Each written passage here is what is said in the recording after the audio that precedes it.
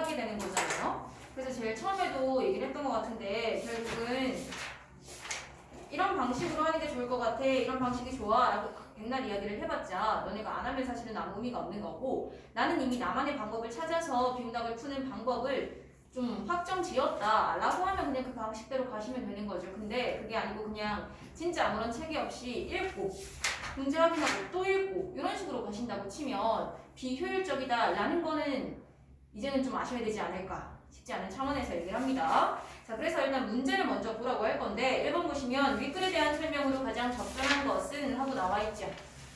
그럼 얘는 결국은 내용 전개 방식을 묻는 거지. 그럼 글을 다 읽었을 때 사실은 답이 하나로 골라질 거예요. 왜냐면 적절한 거니까. 만약에 적절하지 않은 거다 라고 나오면 어떻게 가시면 돼? 키워드 중심 잡아놓고 그냥 읽어 내려가면서 나오는 거 지워 가시면 되는 거죠. 2번으로 가시면 윗글에서 확인할 수 있는 아도르노의 생각으로 적절하지 않은 겁니다. 여기서 두 개 확인하실 수 있었어. 첫 번째는 내용 확인 문제구나. 그치? 그 다음 아도르노의 생각이 나오는구나. 그럼 얘는 내용 확인이니까 키워드 잡아놓고 나올 때마다 지워가는 거지. 그럼 잡고 갑시다. 1번의 음악의 내적 형식 잡아보시고 그 다음 2번의 음악의 상품화 능력의 퇴행 잡아보시고 그 다음 3번의 언어, 사회, 인식, 표현 잡아보시고 4번의 플러깅, 글래머 잡아보시고 5번의 상품화, 고유성, 창조적 욕구 잡아보시고 요 정도 키워드는 얘들아 우리가 왔다 갔다 하면서 바로 확인이 가능하잖아요. 그렇게 가자는 이야기고요. 그 다음 3번 가시면 기업과 니은에 대한 이해로 적절하지 않은 거죠. 얘들아 기업과 니은이 지금 본문에 어디에 있어? 두 번째 문단에 있죠. 그럼 얘는 보통은 두 번째 문단 읽고 나서 그냥 곧바로 푸시면 되는 거지. 마찬가지 4번 A를 평가한 내용이죠. A 두 번째 문단에 있지. 그럼 그거 읽고 나서 그냥 푸시면 되는 거지. 그 다음 5번 가시면 윗글을 읽고 보기의 사례를 설명한 내용으로 적절하지 않은 거. 보통 이런 거 우리는 적용 문제라고 할 거죠. 그럼 본문 내용이랑 보기 내용이랑 연결하셨으면 되는데 지금 우리가 두 번째 문단에서 두 개를 풀 거잖아. 그럼 당연히 밑에 중요한 내용이랑 연관이 되겠구나 라고 보셨으면 되는 거야. 그러니까 요거를 굳이 얘기하는 게 뭐냐면 이미 너네도 많이 들었을 거예요. 근데 결국은 너네가 처음부터 끝까지 읽고 나서 머릿속에 남아있는 게 얼마나 될까? 거의 안 남아있죠. 다 날아가고 없지. 그냥 끝부분 읽은 그 정도만 남아있지. 끊어가는 연습을 좀 하셨으면 좋겠다는 차원에서 다시 한번 얘기합니다. 그 다음 6번은 어휘 문제니까 그냥 제일 먼저 풀고 갑시다. 답은 3번. 되죠? 그럼 이제 본문으로 오십니다. 자, 보시면 첫 번째 문단에서 음악에 대한 철학적 입장을 밝힌 수많은 동서양의 철학자들 가운데 아도르노는 음악을 그 자체로 하나의 언어이자 사회를 인식하고 표현하는 수단으로 간주했다. 2번 선택지에 잡아놓은 거랑 연결 가능하죠. 2번 문제의 몇 번? 3번 확인 됐네 지우시면 되는 거지. 그리고 다시 오셔서 자, 그는 현대 사회의 자본주의 시장 경제에서 대부분의 음악이 상품화되어 청취 능력이 퇴행 얘도 있었죠. 이번 문제에 2번 확인 됐죠. 이렇게 가실 거고.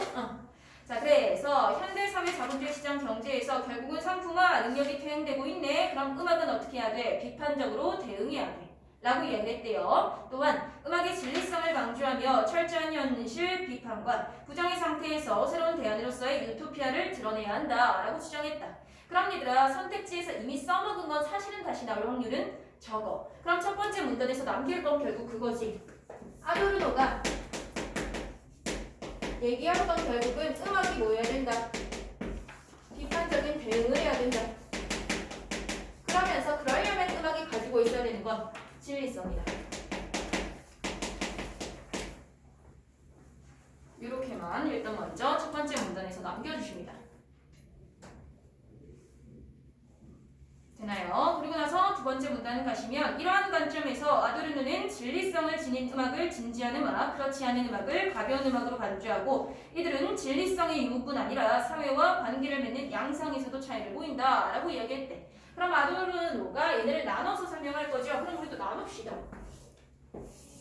결국은 기억이 진지한 음악이고요. 이은이 가벼운 음악인데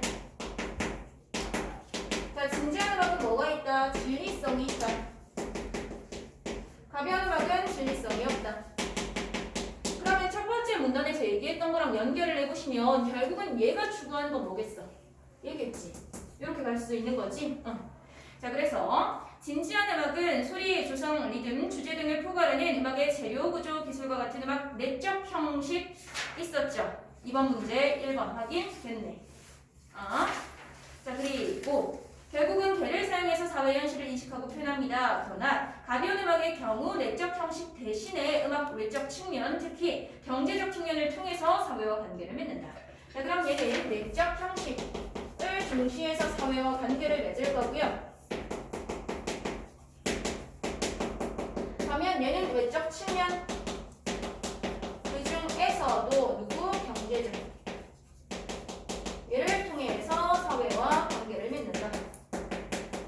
이렇게 차이점을 파악해 주셨으면 됩니다. 자, 그러면서 결국 그렇게 되면 음악이 자본주의에 종속되어 선으로 전락하는 결과로 이어진다. 결국 이렇게 되면 결과는 자본주의에 종속.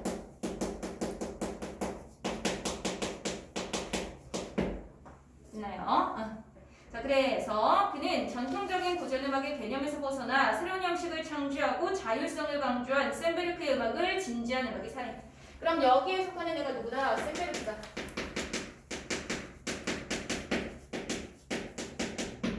그죠? 그리고 재즈를 포함한 대중음악을 위시해 한때는 진지한 음악이었지만 문화 산업에 의해 영화, 효과, 광고음악으로 상품화된 고전음악이 사례.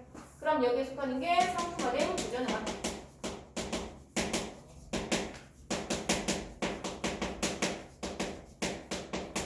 이렇게까지 잡아주셨으면 되겠죠. 차이점이니까. 자, 그럼 얘들아 두 번째 문장 끝났네. 3번으로 갑니다. 자, 기억과 니은에 대한 이해로 적절하지 않은 것. 자, 1번 보시면 기억에 포함되던 음악도 상품화 여부에 따라 니은으로 규정될 수 있다. 가능하네. 그죠? 그 다음 2번 기억과 니은은 각각이 지닌 음악 내적 형식의 복잡성 여부에 따라 구분된다? 아니요.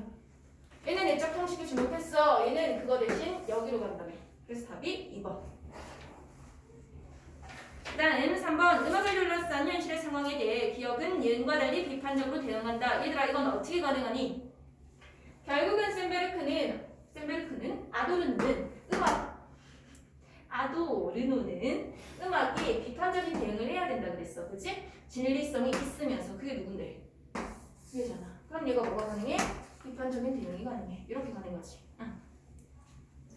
그 다음 4번 기억과 달리 니은은 자본주의에 종속된다. 네, 결과가 그렇게 간다며. 그 다음 5번 기억은 내재의 속성, 니은은 경제적 측면을 통해서 관계를 맺는다. 가능했죠.